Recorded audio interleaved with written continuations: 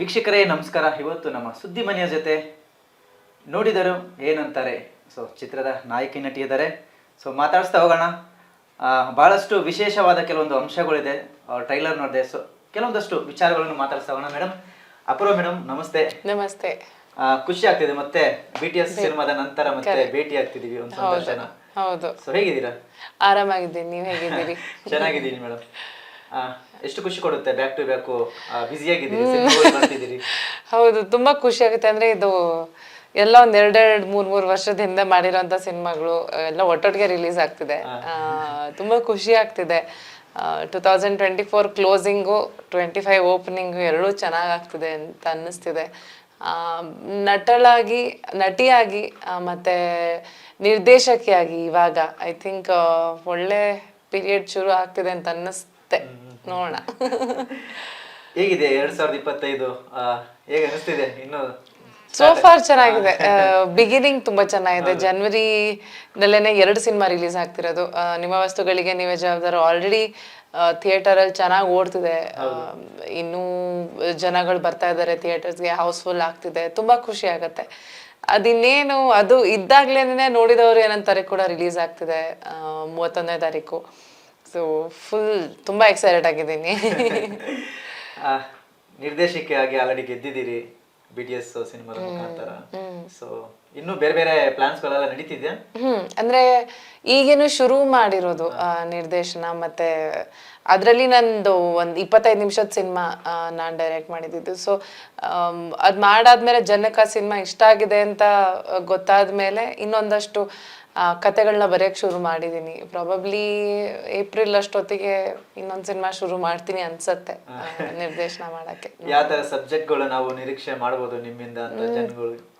ಸದ್ಯಕ್ಕಂತೂ ಡ್ರಾಮಾನೇ. ಅಂದ್ರೆ ನನಗೊಂದು ಸ್ವಲ್ಪ ಈ ರಿಲೇಶನ್ಶಿಪ್ಗಳ ಮೇಲೆ ಅಥವಾ ಮನುಷ್ಯರ ಒಂದು ಎಮೋಷನಲ್ ಸ್ಟೇಟಸ್ ಮೇಲೆ, ಅವರ ಒಂದು ಎಮೋಷನಲ್ ಸ್ಟೇಟ್ ಆಫ್ ಮೈಂಡ್ ಬಗ್ಗೆ ಬರೆಯೋದಕ್ಕೆ ತುಂಬಾ ಇಷ್ಟ ಆಗುತ್ತೆ.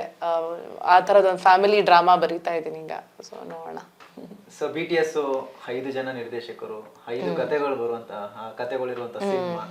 ಸೊ ನಿಮ್ಗೆ ಅದು ಎಷ್ಟು ಮಟ್ಟಿಗೆ ಖುಷಿ ಕೊಡ್ತು ಅಂತ?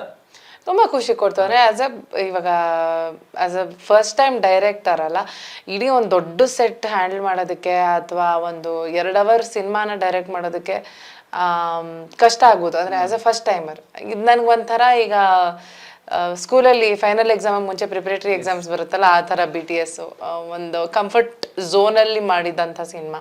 ನನಗೆ ಗೊತ್ತಿರುವಂಥ ಹುಡುಗರುಗಳೇನೆ ಇದ್ರು ಸೆಟ್ಟಲ್ಲಿ. ಆ್ಯಂಡ್ ಅದೊಂಥರ ಇನ್ನೂ ಕಾನ್ಫಿಡೆನ್ಸ್ ಜಾಸ್ತಿ ಮಾಡಿದೆ. ಇನ್ನೂ ದೊಡ್ಡ ಸೆಟ್ಟು ಅಥವಾ ದೊಡ್ಡ ಆರ್ಟಿಸ್ಟ್ಗಳನ್ನ, ದೊಡ್ಡ ಪ್ರೊಡಕ್ಷನ್ನ, ಮತ್ತೆ ಒಂದು ಕಂಪ್ಲೀಟ್ ಫೀಚರ್ ಫಿಲ್ಮ್ನ ಮಾಡಬಹುದು ನಾನು ಅನ್ನೋ ಒಂದು ಕಾನ್ಫಿಡೆನ್ಸ್ ಕೊಟ್ಟಿದೆ ನಾನು BTS. ಯಾವುದು ಕಷ್ಟ, ಯಾವುದು ಸುಲಭ ಅನ್ಸುತ್ತೆ ನಿಮ್ಗೆ?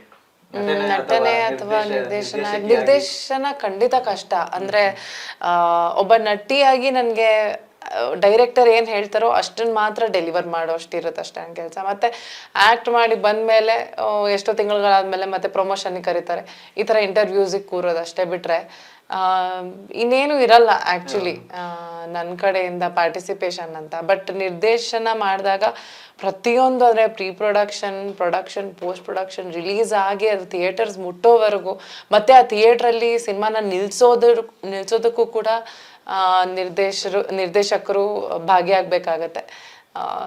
ಇಟ್ ಈಸ್ ಬೀಯಿಂಗ್ ಏನಂತಾರೆ, ಕ್ಯಾಪ್ಟನ್ ಆಫ್ ದ ಶಿಪ್ ಅನ್ನೋ ಥರ.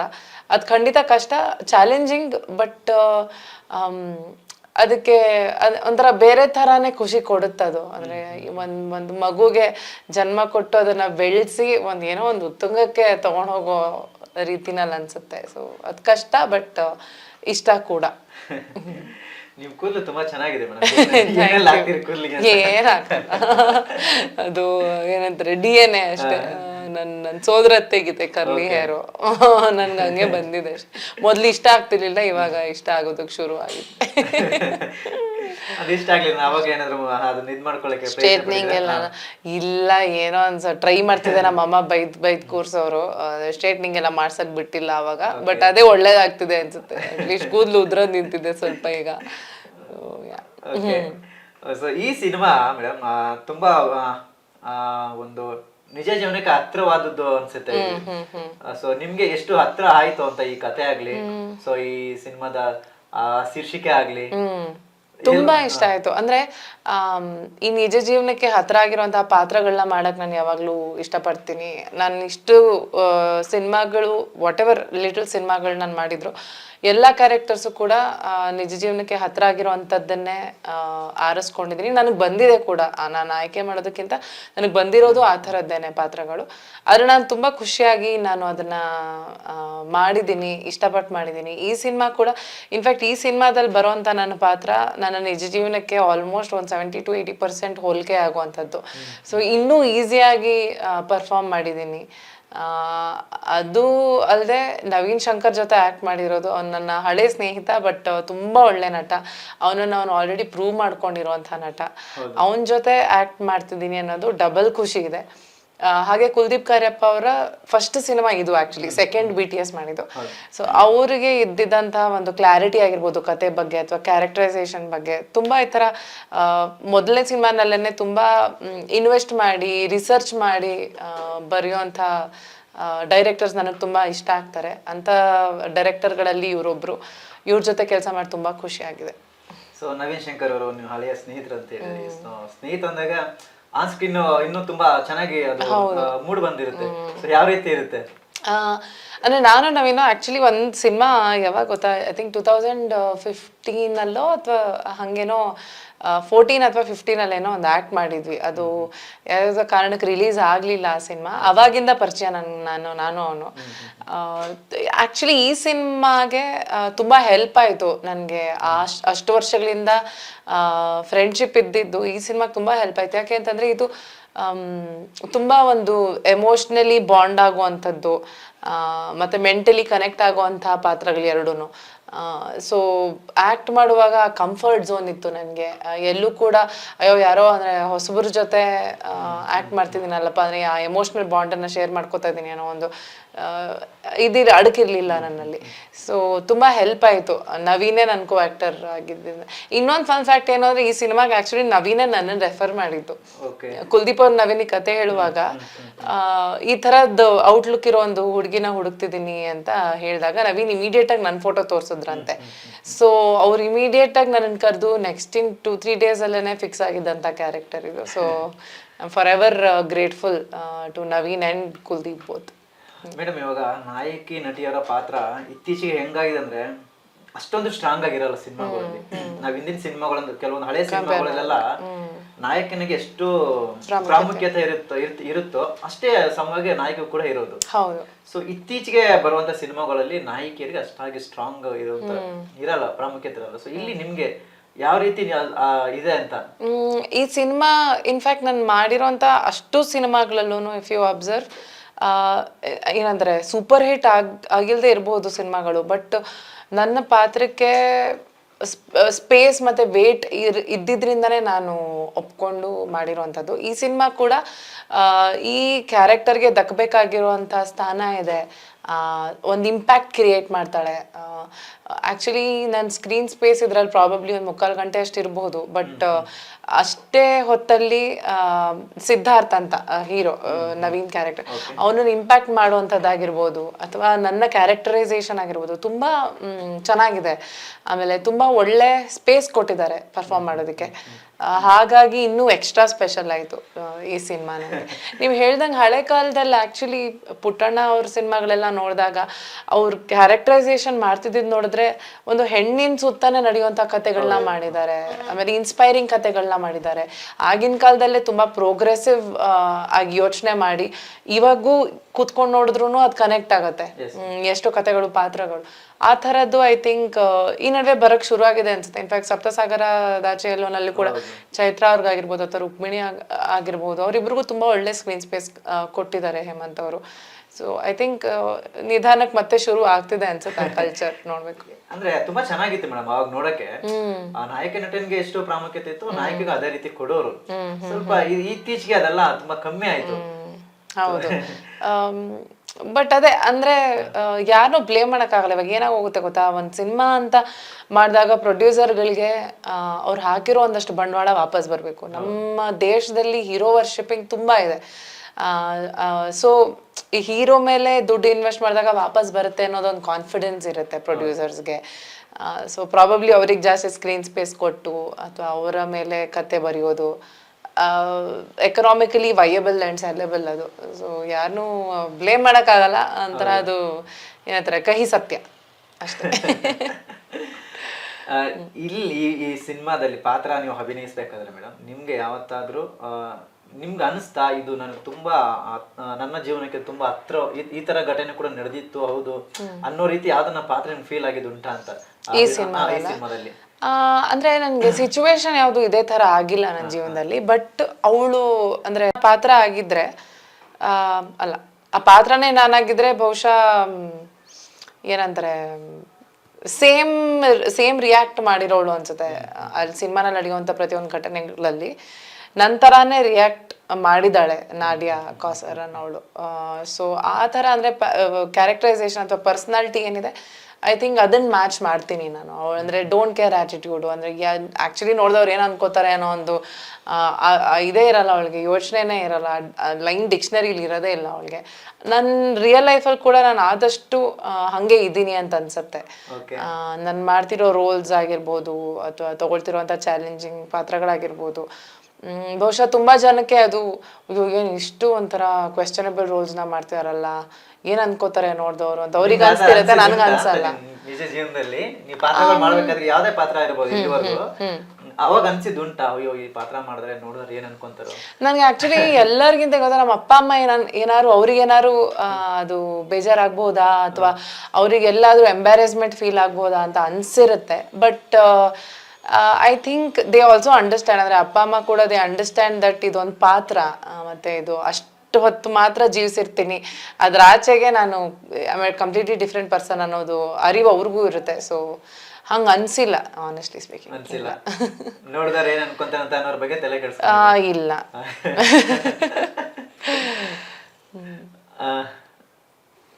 ನವೀನ್ ಶಂಕರ್ ಅವ್ರು ಮೇಡಮ್ ತುಂಬಾ, ಯಾಕಂದ್ರೆ ಅವರು ಸಿನಿಮಾಗೋಸ್ಕರ ತುಂಬಾ ಹಾರ್ಡ್ ವರ್ಕ್ ಮಾಡ್ತಾರೆ. ಸೊ ಹಿಂದಿನ ಸಿನಿಮಾ ಕ್ಷೇತ್ರಪತಿ ಇರ್ಬೋದು, ಹೊಯ್ಸಳ ಇರ್ಬೋದು, ಸೊ ಇದ್ರಲ್ಲಿ ಕಂಪ್ಲೀಟ್ಲಿ ತುಂಬಾ ಶೇಡ್ಸ್ ಗಳಲ್ಲಿ ಕಾಣಿದೆ, ಒಂದ್ ಎರಡು ಶೇಡ್ಸ್ ಎಲ್ಲ ಕಾಣಿಸ್ತಾರೆ. ಹೌದು ಹೌದು, ಅಂದ್ರೆ ಇದ್ರಲ್ಲಿ ಹೌದು ತುಂಬಾ ಕಷ್ಟಪಟ್ಟಿದ್ದಾನೆ. ಇದರಲ್ಲಿ ಒಂದು ಲುಕ್ ಅಲ್ಲಿ ಅವ್ನು ಸಿಕ್ಕಾಪಟ್ಟೆ ಸಣ್ಣ ಆಗ್ಬೇಕಿತ್ತು, ಅಂದ್ರೆ ತುಂಬಾ ಮಾನಸಿಕವಾಗಿ ದೈಹಿಕವಾಗಿ ಸಿಕ್ಕಾಪಟ್ಟೆ ಚೇಂಜ್ ಬೇಕಿತ್ತು. ಅದು ಬರೋದು ಆ್ಯಕ್ಚುಲಿ ತುಂಬ ಕಡಿಮೆ ಸೆಕೆಂಡ್ಸ್ಗೆ ಸ್ಕ್ರೀನ್ ಮೇಲೆ. ಬಟ್ ಅವನು ತುಂಬ ಕಷ್ಟಪಟ್ಟು ತುಂಬ ಒಂದು ಸೀರಿಯಸ್ ಡೆಡಿಕೇಶನಲ್ಲಿ ಆ ಬಾಡಿನ ಮಾಡ್ಕೊಂಡಿದ್ದ. ಅದರಿಂದ ಸ್ವಲ್ಪ ಅವ್ನಿಗೆ ಆರೋಗ್ಯಕ್ಕೂ ಕೂಡ ಸಮಸ್ಯೆ ಆಗಿತ್ತು. ಬಟ್ ಥ್ಯಾಂಕ್ಫುಲಿ ಏನೂ ಆಗದೆ with doctors help he's fine. But Naveen Shankar ಎಂಥ ನಟ ಅಂತಂದರೆ, ಒಂದು ಸಿನಿಮಾಗೋಸ್ಕರ ಅಥವಾ ಒಂದು ಪಾತ್ರಕ್ಕೋಸ್ಕರ ಯಾವುದೇ ಅತಿರೇಕ ಬೇಕಾದ್ರೂ ಹೋಗೋ ಅಂತ ಮನುಷ್ಯ. ಅಂದ್ರೆ ಅವನಿಗೆ ಆ ಸಿನಿಮಾ ಆ ಪಾತ್ರ ಅಷ್ಟು ಇಂಪಾರ್ಟೆಂಟ್ ಆಗಿರುತ್ತೆ. ಅವನು ಅಲ್ಲಿ ನಟಿಸ್ತಾ ಇರಲ್ಲ, ಅವನು ಆ್ಯಕ್ಚುಲಿ ಅಲ್ಲಿ ಬದುಕ್ತಿರ್ತಾನೆ ಆ ಜೀವನಾನ. ಸೊ ಸಿದ್ಧಾರ್ಥನ ಜೀವನಾನ ಅವನು ಇದು ಎಷ್ಟು ದಿನ ಶೂಟ್ ಮಾಡಿದೀವೋ ಲಿಟ್ರಲಿ ಅವನು ಸಿದ್ಧಾರ್ಥ ಆಗೇನೆ ಇದ್ಬಿಟ್ಟಿದ್ದ. ಇನ್ಫ್ಯಾಕ್ಟ್ ಒಂದಷ್ಟು ಶೂಟಿಂಗ್ ಮುಗಿಸ್ಕೊಂಡು ಆಮೇಲೆ ನನ್ನ ಜೊತೆ ಶೂಟ್ ಶುರು ಆಗಿದ್ದ. ಒಂದು ಹೇಗೋ ಇದೆಯಾ ನವೀನ ಅಂತಾನೆ, ನಾನು ನವೀನ ಅಂತ ಕರಿಬೇಡ, ನನ್ನ ಸಿದ್ಧಾರ್ಥ ಅಂತಾನೆ ಕರಿ ಅಂತ ಒಳಗೆ ಹೋಗ್ಬಿಟ್ಟಿರ್ತಾನೆ. ಅಂಡ್ ಐ ಥಿಂಕ್ ಅದು ಸಿನಿಮಾದಲ್ಲಿ ಕಾಣುತ್ತೆ, ಅಂದ್ರೆ ಅಷ್ಟು ಎಫರ್ಟು, ಅಷ್ಟು ಕಷ್ಟಪಟ್ಟಿರೋದು. ಅವ್ನು ಪ್ರತಿ ಸಿನಿಮಾನಲ್ಲೂ ಪ್ರತಿ ಕ್ಯಾರೆಕ್ಟರಲ್ಲೂ ನವೀನ್ ಶಂಕರ್ ಆಗದೆ ಆ ಕ್ಯಾರೆಕ್ಟರ್ನ, ಇವಾಗ ಪಂಡಿತ್ ಆಗಲಿ ಬಲಿ ಆಗಲಿ, ಈಗ ನಮ್ಮ ಸಿನಿಮಾ ಸಿದ್ಧಾರ್ಥ ಆಗಲಿ, ಅವ್ನು ಸಿದ್ಧಾರ್ಥನಾಗೆ ಕಾಣಿಸ್ಕೋತಾನೆ ಅಥವಾ ಬಲಿಯಾಗೆ ಕಾಣಿಸ್ಕೋತಾನೆ, ಅಥವಾ ಹೊಂದಿಸಿ ಬರೀನೋ ರಂಜಿತಾಗೆ ಕಾಣಿಸ್ಕೋತಾನೆ. I think that is his USP. ಸಿಕ್ಕಾಪಟ್ಟೆ ಅವರು ಹಾರ್ಡ್ ವರ್ಕರ್. ಸೊ ನೀವು ವರ್ಕೌಟ್ ಎಲ್ಲ ನೀವು ಮಾಡ್ತೀರಾ? ಮಾಡ್ತಿದ್ದೀನಿ. ಅಂದ್ರೆ ಯಾವ ಪಾತ್ರಕ್ಕೆ ಹೇಗೆ ಬೇಕೋ ಹಾಗೆ. ಅಂದ್ರೆ ಒಂದು ಅಭ್ಯಂಜನ ಅಂತ ಒಂದು ಸಿನಿಮಾ ಮಾಡಿದೆ ಮುಂಚೆ, ಅದು ಆರ್ಟ್ ಸಿನಿಮಾ. ಅದರಲ್ಲಿ ದಪ್ಪ ಆಗ್ಬೇಕಿತ್ತು, ತುಂಬಾ ಸಡನ್ ಆಗಿ ಒಂದು 15 kg ದಪ್ಪ ಆಗೋಗಿದ್ದೆ. ಅದಾಗಿದ್ ಕೂಡಲೇ ನೋಡಿದವರು ಶೂಟಿಂಗ್ ಶುರು ಆಗಿದ್ದು. ಅದರಲ್ಲಿ ಬಿಕಿನಿ ಹಾಕೊಳ್ಬೇಕಾಗಿತ್ತು. ಸೊ ಕುಲ್ದೀಪ್ ಅವರು ಕೇಳಿದ್ರು, ಅಂದ್ರೆ ಸ್ವಲ್ಪ ಬಾಡಿ ಟ್ರಾನ್ಸ್ಫಾರ್ಮ್ ಆಗಬೇಕು ಅಂತ. ಅವಾಗ ಇಮಿಡಿಯೇಟ್ ಆಗಿ ಒಂದು 12 to 13 kg ಸಣ್ಣ ಆಗಿದ್ದೆ. ಮತ್ ಅವಾಗಿಂದ ಹಾಗೆ ಮೇಂಟೈನ್ ಮಾಡ್ತಿದ್ದೀನಿ. ಯಾವ ರೀತಿ ಸಡನ್ಲಿ ಅಂದ್ರೆ ವೆಯ್ಟ್ ಗೈನ್ ಆಗುತ್ತೆ, ಇದ್ ಮಾಡ್ಕೊಳ್ತೀರಿ, ಹೆಂಗ್ ಸಾಧ್ಯ ಅಂತ? ಅಂದ್ರೆ ಅಂದ್ರೆ ರ್ಯಾಂಡಮ್ ಆಗಿ ಏನೇನೋ ಮಾಡೋದಕ್ಕಿಂತ ಒಬ್ಬ ಟ್ರೈನರ್ನ ಇಟ್ಕೊಂಡು ಒಬ್ರು ನ್ಯೂಟ್ರಿಷನಿಸ್ಟ್ನ ಇಟ್ಕೊಂಡು ಆರೋಗ್ಯವಾಗಿ ಹೆಲ್ದಿ ಲಿಮಿಟ್ಸ್ ಅಲ್ಲಿ ಏನೇನು ಮಾಡಕ್ ಸಾಧ್ಯನೋ ಅದೆಲ್ಲ ಮಾಡ್ತೀನಿ.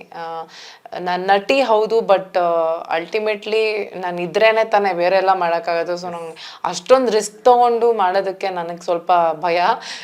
But with whatever healthy ಲಿಮಿಟ್ಸಲ್ಲಿ ನಾನು ಏನೇನು ಮಾಡ್ಬೋದು ಮಾಡಿದ್ದೀನಿ. ಅಂದರೆ ನಾನು ವೇಟ್ ಇಳ್ಸೋಕ್ಕೂ ಕೂಡ ಒಂದು 6 ತಿಂಗಳು 7 ತಿಂಗಳು ಅಷ್ಟು ಹಂಗೆ ತೊಗೊಳ್ತೀನಿ, which is a very healthy time to lose weight or to ದಪ್ಪ ಆಗೋದಕ್ಕಾಗಲಿ. ಡಿಪೆಂಡ್ಸ್. ಈಗ ಕೆಲವು ಕತೆಗಳಿಗೆ ದಪ್ಪ ಆಗಬೇಕಾಗತ್ತೆ, ಕೆಲವು ಕತೆಗಳಿಗೆ ಸಣ್ಣ ಇರಬೇಕಾಗುತ್ತೆ, ನೋಡಿಕೊಂಡು ಮಾಡೋದು. ಅದನ್ನ ಬಿಟ್ಟು ಐ ಥಿಂಕ್ ಎವ್ರಿ ಡೇಗೆ ಬೇಕಾಗಿರೋಂಥ ವ್ಯಾಯಾಮಗಳು ಅದು ನಮ್ಮ ರೆಗ್ಯುಲರ್ ಲೈಫ್ ಸ್ಟೈಲಲ್ಲಿ ಇದ್ರೆ I think not just as an actor but ಪ್ರತಿಯೊಬ್ಬನಿಗೂ ಅದು ಇಂಪಾರ್ಟೆಂಟ್, ಒಂದು ಹೆಲ್ದಿ ಲೈಫ್ ಸ್ಟೈಲು. ಸೊ ಅದನ್ನ ಟ್ರೈ ಮಾಡ್ತೀನಿ ಕೀಪ್ ಅಪ್ ಮಾಡೋಕ್ಕೆ. ಸಿನಿಮಾ ನೋಡಿದ್ದೀರಾ? ನೋಡಿದ್ದೀನಿ ತುಂಬ ಚೆನ್ನಾಗಿ ಬಂದಿದೆ. ನಾನು ಇದರಲ್ಲಿ ನಟಿಸಿದ್ದೀನಿ ಅಂತಲ್ಲ, ಬಟ್ ಒಬ್ಬ ತುಂಬ ಒಂದು ಸ್ವಲ್ಪ ಬೇಸತ್ತು ಹೋಗಿರುವಂತಹ ಮನುಷ್ಯನ ಒಂದು ಜರ್ನಿ ಇದು. ತುಂಬ ಬ್ಯಾಗೇಜಸ್ ಇರುವಂಥ ಜರ್ನಿ. ವಿಜುವಲಿ ಕೂಡ ತುಂಬ ಚೆನ್ನಾಗಿದೆ. ಈಗ ಥಿಯೇಟರಲ್ಲಿ ಕೆಲವು ಸಿನಿಮಾಗಳನ್ನ OTT ನೋಡಿದ್ರು ಆಗತ್ತೆ ಅಂತ ಅನ್ಕೊಂಡ್ಬಿಡ್ತೀವಿ, ಬಟ್ ಈ ಸಿನಿಮಾ ಐ ರೆಕಮೆಂಡ್. ಯಾಕೆ ಅಂತಂದರೆ ಇದರಲ್ಲಿ ವಿಜುವಲ್ ಬ್ಯೂಟಿ ಮತ್ತು ಮ್ಯೂಸಿಕ್ ಅದಕ್ಕೆ ಸಪೋರ್ಟ್ ಮಾಡಿದೆ ತುಂಬ. ನಾವು ಹೇಗೆ ಮುಂಗಾರು ಮಳೆನಲ್ಲಿ ಒಂದು ಪಿಕ್ಚರೈಸೇಷನ್ಗೆ ನಾವು ಎಷ್ಟು ಎಲ್ಲರೂ ಫಿದಾ ಆಗೋಗಿದ್ವೋ, ಅದೇ ರೀತಿಯಲ್ಲಿ ಅಶ್ವಿನ್ ಕೆನಡಿ ಅವರು ಈ ಸಿನಿಮಾಗೆ DOP ಕೆಲಸ ಮಾಡಿದ್ದಾರೆ, ಅದ್ಭುತವಾಗಿ ಮಾಡಿದ್ದಾರೆ. ಮಯೂರೇಶ್ ಅವ್ರು ಮ್ಯೂಸಿಕ್ ಕೊಟ್ಟಿದ್ದಾರೆ, ತುಂಬ ಚೆನ್ನಾಗಿದೆ. ಸಾಧು ಸರ್ ಇದಕ್ಕೆ ಹಾಡು ಹೇಳಿದ್ದಾರೆ. ಸರೌಂಡ್ ಸಿಸ್ಟಮ್ ಎಲ್ಲ ಹಾಡು ಕೇಳಿದ್ರೆ ಒಂಥರ ಎಂಥವನ್ಗೂ ಅಳು ಬಂದ್ಬಿಡುತ್ತೆ. ಈ ಥಿಯೇಟ್ರಿಕಲ್ ಎಕ್ಸ್ಪೀರಿಯನ್ಸಿಗೋಸ್ಕರನಾದರೂ ಥಿಯೇಟರಲ್ಲೇ ಹೋಗಿ ಈ ಸಿನಿಮಾ ನೋಡಬೇಕು. ಸೊ 2 ಸಾಂಗು ಆಲ್ರೆಡಿ ಬಿಡುಗಡೆ ಆಗಿದೆ. ಹೌದು. ಅದ್ರಲ್ಲಿ ನಂಗೆ ತುಂಬಾ ಇಷ್ಟ ಆಗಿದೆ ಅಂದ್ರೆ ಸಾಧು ಸರ್ ಹಾಡಿರುವಂತ ಹಾಡು. ಹೌದು, ತುಂಬಾ ಚೆನ್ನಾಗಿದೆ. ನಿಮ್ಗೆ ಅದೆಷ್ಟು ಅಂದ್ರೆ ಯಾವ ರೀತಿ ಅದು ನಿಮ್ಗೆ ಕನೆಕ್ಟ್ ಆಯ್ತು ಆ ಸಾಂಗ್ ಆಗ್ಲಿ? ಅಂದ್ರೆ ಅಮ್ಮ ಅನ್ನೋದು ಒಂಥರ ಎಲ್ಲರ ಲೈಫಲ್ಲಿ ತುಂಬಾ ಸೆಂಟಿಮೆಂಟಲ್. ಅದು ಏನ್ ಹೇಳುವ, ಅಮ್ಮ ಅಂದಿದ ತಕ್ಷಣ ಒಂಥರ ಒಳಗಡೆ ಎಲ್ಲ ಒಂಥರ ಆಗಕ್ ಶುರು ಆಗತ್ತೆ. ಅಂಥದ್ರಲ್ಲಿ ಸಾಧು ಸರ್ ಕಾಮಿಡಿ ಎಷ್ಟು ಅದ್ಭುತವಾಗಿ ಮಾಡ್ತಾರೋ ಅದಕ್ಕಿಂತ, ಇನ್ ಮೈ ಒಪಿನಿಯನ್, ಅದಕ್ಕಿಂತ ಹೆಚ್ಚು beautiful music composer, director, singer ಎಲ್ಲಾನು ಹೌದು. ಆ್ಯಂಡ್ ತುಂಬ ದಿನಗಳಾದಮೇಲೆ ಅವ್ರ ವಾಯ್ಸಲ್ಲಿ ಈ ಜೋಗುಳನ ಕೇಳೋಕೆ ಸಿಕ್ತು. ಆ್ಯಂಡ್ ಮೊನ್ನೆ ಟ್ರೇಲರ್ ಲಾಂಚಲ್ಲಿ ಕೂಡ ಹಾಡು ಹಾಕಿದಾಗ ಒಂಥರ ಗೊತ್ತಿಲ್ಲದೇನೆ ಒಂಥರ ಕಣ್ ತುಂಬ್ಕೊಂಡ್ಬಿಡುತ್ತೆ, ಒಂಥರ ಚೋಕ್ ಆಗಕ್ಕೆ ಶುರು ಆಗಿಬಿಡುತ್ತೆ. ಅಂದರೆ ಏನೋ ಎಮೋಷ್ನಲ್ ಆಗಿ ಆಗಿರ್ಬೇಕು ಲೈಫಲ್ಲಿ ಅಂತಲೇ ಇಲ್ಲ, ಕೆಲವು ವಾಯ್ಸ್ಗಳು ಅಷ್ಟು ಮೆಸ್ಮರೈಸಿಂಗ್ ಆಗಿರುತ್ತೆ. ಸೊ ಜಯಂತ್ ಕಾಯ್ಕಿಣಿ ಸರ್ ಬರ್ದಿರೋಂಥ ಲಿರಿಕ್ಸು, ಮಯೂರೇಶ್ ಅವ್ರ ಮ್ಯೂಸಿಕ್ಕು ಒಂಥರ ಎಲ್ಲ ಕೂಡ್ ಬಂದಾಗ ಅದಕ್ಕೆ ಸಾಧು ಸರ್ ಒಂಥರ ಚೆರಿ ಆನ್ ದ ಕೇಕ್ ಅಂತಾರಲ್ಲ, ಆ ಥರ ಅವ್ರ ವಾಯ್ಸು ತುಂಬ ಅದ್ಭುತವಾಗಿದೆ. ನನ್ನ ಒಂದು ಅದೃಷ್ಟ ಅವ್ರನ್ನ ಡೈರೆಕ್ಟಾಗಿ ಭೇಟಿ ಮಾಡೋಕ್ಕಾಯ್ತು ಅವತ್ತಿನ ದಿನ. ಅವ್ರಿಗೆ ಡೈರೆಕ್ಟಾಗಿ ಕಾಂಪ್ಲಿಮೆಂಟ್ ಕೊಟ್ಟೆ. ಮತ್ತು ಅಂಥ ಒಬ್ಬ ದಿಗ್ಗಜರ ಒಂದು ಸಪೋರ್ಟ್ ಈ ಸಿನಿಮಾಗಿದ್ದಾಗ ಒಳ್ಳೇದಾಗುತ್ತೆ ಅನ್ನೋ ಒಂದು ಭರವಸೆ. ಕನ್ನಡ ಸಿನಿಮಾಗಳು ಮೇಡಮ್ ನಿಮ್ಗೆ ಗೊತ್ತಿರಂಗೆ ಇತ್ತೀಚೆಗೆ ತುಂಬಾ ಚೆನ್ನಾಗಿ ಹೋಗ್ತಿದೆ. ಹೌದು. ಅಂದ್ರೆ ಏನಂದ್ರೆ ಸಿನಿಮಾಗಳು ಆಕ್ಚುಲಿ ಎಲ್ಲರಿಗೂ ಇಷ್ಟ ಆಗ್ತಿದೆ, ಮತ್ತೆ ಜನರು ಕೂಡ ಥಿಯೇಟ್ರಿಗೆ ಹೋಗ್ತಿದ್ದಾರೆ, ಬಟ್ ತುಂಬಾ ಟೈಮ್ ತಗೊಂಡು ಹೋಗ್ತಾ ಇದ್ದಾರೆ. ಅದರಿಂದ ಏನಾಗೋಗುತ್ತೆ ಅಂತಂದ್ರೆ ಥಿಯೇಟರ್ಗಳನ್ನ ರೀಟೇನ್ ಮಾಡ್ಕೊಳ್ಳೋಕೆ ತುಂಬಾ ಕಷ್ಟ ಆಗೋಗುತ್ತೆ. ಈಗ ಈ ವಾರ ಈ ಶುಕ್ರವಾರ ಸಿನಿಮಾ ರಿಲೀಸ್ ಆಗಿದೆ ಅಂತಂದ್ರೆ ಮುಂದಿನ ಶುಕ್ರವಾರ ಅಷ್ಟೊತ್ತಿಗೆ ನಾವು ಫುಲ್ ಹೌಸ್ಗಳನ್ನ ಕೊಟ್ಟಿಲ್ಲ ಅಂತಂದ್ರೆ ಇಟ್ಸ್ ಅ ಬಿಸ್ನೆಸ್. ಅಂದ್ರೆ ಇನ್ನೊಬ್ರನ್ನ ಬ್ಲೇಮ್ ಮಾಡ್ತಿದೀವಿ ಅಂತಲ್ಲ ಮಲ್ಟಿಪ್ಲೆಕ್ಸಸ್ ಅವ್ರನ್ನ, ಬಟ್ ಅವ್ರಿಗೂ ಕೂಡ ಬಾಡಿಗೆಗಳು ಕಟ್ಬೇಕಾಗತ್ತೆ, ಅವ್ರಿಗೆ 100 ಇರುತ್ತೆ. ಅಥವಾ ಬೇರೆ ಭಾಷೆ ಸಿನಿಮಾಗಳು ಬಂದಾಗ ಅದಕ್ಕೆ ಜಾಸ್ತಿ ಮಾರ್ಕೆಟ್ ಆಗಿ ಅದಕ್ಕೆ ಜಾಸ್ತಿ ಬಿಸ್ನೆಸ್ ಆದಾಗ ಅವರು ಡೆಫಿನೆಟ್ಲಿ ಅವ್ರುಗಳನ್ನ ಎಂಟರ್ಟೈನ್ ಮಾಡ್ತಾರೆ. ಆವಾಗ ಕನ್ನಡ ಸಿನಿಮಾಗಳನ್ನ ತೆಗೆದು ಬಿಡ್ತಾರೆ. ಎಷ್ಟೇ ಚೆನ್ನಾಗಿರ್ಲಿ ಸಿನಿಮಾ. ಈಗ ನಿಮ್ಮ ವಸ್ತುಗಳಿಗೆ ನೀವೇ ಜವಾಬ್ದಾರರು. ತುಂಬ ಚೆನ್ನಾಗಿ ರಿವ್ಯೂಸ್ ಬಂದಿದೆ, ಕ್ರಿಟಿಕಲಿ ಎಲ್ಲರೂ ತುಂಬ ಒಳ್ಳೆ ಮಾತಾಡಿದ್ದಾರೆ, ಜನರು ಕೂಡ ಹೋಗ್ತಾ ಇದ್ದಾರೆ. ಬಟ್ ಪರಭಾಷಾ ಸಿನಿಮಾ ಬಂದಿದ ತಕ್ಷಣ because of the business theatres ಅವರು ಅದನ್ನ ಇಟ್ಕೊಂಡು ನಮಗೆ ಸ್ಕ್ರೀನ್ಸ್ ಕಡಿಮೆ ಮಾಡ್ತಿದ್ದಾರೆ, ವಿಚ್ ಇಸ್ ಅಂಡರ್ಸ್ಟ್ಯಾಂಡಬಲ್. ಬಟ್ ನಾವು ಕನ್ನಡಿಗರಾಗಿ ಒಳ್ಳೊಳ್ಳೆ ಸಿನಿಮಾಗಳು ಬಂದಾಗ OTTಗೆ ಬರಲಿ ಅವಾಗ ನೋಡ್ಕೊಳ್ಳೋಣ ಅನ್ನೋ ಒಂದು ಆಟಿಟ್ಯೂಡ್ ಬಿಟ್ಟು ಥಿಯೇಟರ್ಸ್ಗೆ ಬಂದು ನೋಡಿದ್ರೆ ಮಾನಿಟರಿ ವೈಸ್ ಪ್ರೊಡ್ಯೂಸರ್ ಸ್ವಲ್ಪ ಸ್ಟ್ರಾಂಗ್ ಆಗ್ತಾರೆ. ಆಸ್ ಆ್ಯಕ್ಟರ್ಸ್ ನಮ್ಮನ್ನ OTTನಲ್ಲಿ ನೋಡಿದ್ರು ಕೂಡ ಜನ ಗುರ್ತು ಹಿಡಿತಾರೆ, ಅದು ನಮಗೆ ಕ್ರೆಡಿಟ್ ಸಿಗುತ್ತೆ. ಬಟ್ ಪ್ರೊಡ್ಯೂಸರ್ಗೆ ಅಟ್ಲೀಸ್ಟ್ ಹಾಕಿರೋ ದುಡ್ಡು ವಾಪಸ್ ಬಂದರೆ ಮುಂದಿನ ಸಿನಿಮಾಗೆ ಹಾಕೋದಕ್ಕೆ ಅವನಿಗೂ ಧೈರ್ಯ ಬರುತ್ತೆ. ಸೊ ಆ ಲೆಕ್ಕದಲ್ಲಿ ಥಿಯೇಟ್ರಿಗೆ ಬಂದು ಸಿನಿಮಾ ನೋಡಿದ್ರೆ ಹೆಲ್ಪ್ ಆಗುತ್ತೆ. ಸೊ ಎಲ್ಲನೂ ಒಳ್ಳೇದಾಗುತ್ತೆ, ಇನ್ನೊಂದಷ್ಟು ಒಳ್ಳೊಳ್ಳೆ ಸಿನಿಮಾಗಳು ಬರುತ್ತೆ ಅಂತ. ಹೌದು ಹೌದು. ಈ ಸಿನಿಮಾನ ಕನ್ನಡಿಗರು ನೋಡಿ ಹೊರಗಡೆ ಯಾವ ಒಂದು ಅಂಶನ ಏನೊಂದು ಫೀಲಿಂಗ್ಸ್ ಹೊರಗಡೆ ತಗೊಂಡು ಹೋಗ್ತಾರೆ ಅಂತ? ಪ್ರತಿಯೊಬ್ಬನಲ್ಲೂ ಐ ಥಿಂಕ್ ಏನಂತಾರೆ, ಒಬ್ಬ ಸಿದ್ಧಾರ್ಥ ಆಗಿರ್ಬೋದು, ಅಂದ್ರೆ ಈ ಸಿನಿಮಾನಲ್ಲಿ ಬಹಳಷ್ಟು ಪಾತ್ರಗಳು ಬರುತ್ತೆ. ಅಟ್ಲೀಸ್ಟ್ ಒಂದು ಪಾತ್ರ ಜೊತೆಗಾದ್ರೂ ಅವ್ರು ಕನೆಕ್ಟ್ ಆಗ್ತಾರೆ. ಹೋಗ್ತಾ ಒಂದು ಫುಲ್ಫಿಲ್ಮೆಂಟ್ ಅಥವಾ ನನಗೂ ಅಟ್ ಅ ಪಾಯಿಂಟ್ ಈ ಥರ ಅನ್ಸಿತ್ತು ಗುರು ಅಂತ ಅನ್ಕೊಂಡಾದ್ರು ಹೋಗ್ತಾರೆ ಇಡೀ ಸಿನಿಮಾನಲ್ಲಿ. ಎಲ್ಲ ಥರ ಎಮೋಷನ್ಸ್ ಇದೆ ಇದರಲ್ಲಿ. ಒಂದು ಹುಡುಗನ ಕ್ಯಾರೆಕ್ಟರ್ ಬರುತ್ತೆ, ರಾಜೇಶ್ ಅಂತ ಹುಡುಗ, ಮಲ್ಲಣ್ಣ ಅಂತ ಟ್ರೇಲರಲ್ಲಿ ನೋಡಿರ್ತೀರಿ. ಒಂಥರ ತುಂಬಾ ಲೈಟ್ ಹಾರ್ಟೆಡ್ ಕಾಮಿಡಿ ಇದೆ ಅವ್ನು ಮಾತಾಡುವಾಗ. ಸೊ ಪ್ರತಿಯೊಂದು ಎಮೋಷನ್ಸ್ ಹಿಂದೆನೂ ಒಂದು ಒಳಾರ್ಥ ಇದೆ. ಬಟ್ ಹಂಗನ್ಬಿಟ್ಟು ತುಂಬಾ ಏನೋ ಕತೆ ಹೇಳ್ಕೊಂಡು ಏನೋ ಪ್ರೀಚಿಯಾಗಿಲ್ಲ ಸಿನಿಮಾ. ತುಂಬಾ ಈಸಿಯಾಗಿ ಹೋಗುತ್ತೆ. 2 hours ಹೇಗೆ ಹೋಗುತ್ತೆ ಅಂತ ಗೊತ್ತಾಗಲ್ಲ. It's a very beautiful journey. Naveen actually ಒಂದು ಯಾವುದೋ ಇಂಟರ್ವ್ಯೂನ ಹೇಳ್ತಿದ್ದ, ಒಂದು ಸಣ್ಣ ಕಾದಂಬರಿ ಓದೋ ಅಂತ ಎಕ್ಸ್ಪೀರಿಯನ್ಸ್ ಆಗುತ್ತೆ ಅಂತ. I completely agree with him. Probably ಒಂದು ಸಣ್ಣ ಕಾದಂಬರಿನ ನೋಡಿದ ಹಾಗಾಗುತ್ತೆ ನಿಮ್ಗೆ. ಟ್ರೈಲರ್ ಮೇಡಮ್, ಟ್ರೈಲರ್ ಅಲ್ಲಿ ಸಾಕಷ್ಟು ಅಂದ್ರೆ ಕ್ಯೂರಿಯಾಸಿಟಿ ಹುಡ್ಸುವಂತ ಅಂಶಗಳಿದೆ. ಟ್ರೈಲರ್ ಅಲ್ಲಿ ಒಂದು ಹುಡುಗ ಹೇಳ್ತಾನೆ, ಬೆಂಗಳೂರವ್ರನ್ನ ನಂಬಾರ್ದು ಅಂತ ಹೇಳ್ತಾನೆ. ಸೊ ಆ ತರದ್ದು ತುಂಬಾ ಚೆನ್ನಾಗಿರೋ ಕೆಲವೊಂದಷ್ಟು ಲೈನ್ಸ್ಗಳಿದೆ. ಸೊ ಇದನ್ನೆಲ್ಲ ನೀವು ಯಾವ ರೀತಿ ಇದ್ ಮಾಡ್ತೀರಿ ಅಂತಂದ್ರೆ?